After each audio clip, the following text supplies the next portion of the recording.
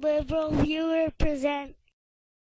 So when former U.S. Secretary of State Colin Powell went on Meet the Press on Sunday, Tim Russert brought up that one day that may have most undermined Colin Powell's credibility, his February 5, 2003 appearance at the United Nations, saying things like this. Every statement I make today is backed up by sources, solid sources. These are not assertions.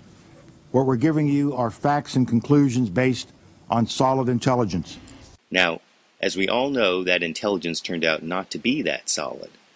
And, as he had in a November 20th, 2005 interview with the LA Times, Powell again claimed he was misled by unknown forces in the intelligence community who failed to reveal vital information to him as he describes here.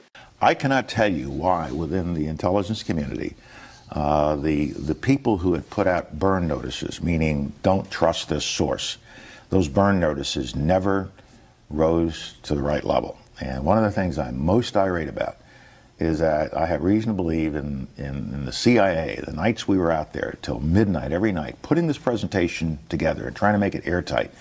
There were people in the room who knew that burn notices had gone out on some of these sources, and that was not raised to me or to Mr. Tennant. Why not? I can't answer that question. This is for the others. You know, I'm not the investigator of the intelligence community, but if I was, we would be having very long meetings about this. Then, on the subject of investigations, Powell goes even further.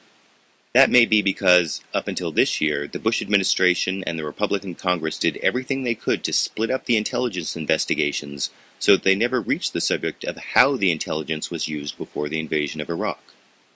That may be why Powell suggests even further investigation towards catching the culprits who so damaged American national security, as you can see in this clip. There have been a number of investigations. Mr. Silberman, Judge Silberman did an investigation. We have different congressional investigations underway. But, you know, the responsibility for looking into all that rests with the President of the United States, the national intelligence community, and the Congress. And I don't know if Congress has been using all the oversight power that it has to look into these kinds of matters.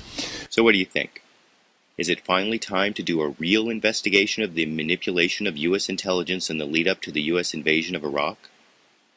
And if there were such an investigation, who do you think is responsible for failing to give the most accurate information to Secretary of State Colin Powell before his 2003 speech at the UN that not only did so much to destroy Powell's credibility, but also greatly hurt the credibility of the entire nation? YouTube, you decide.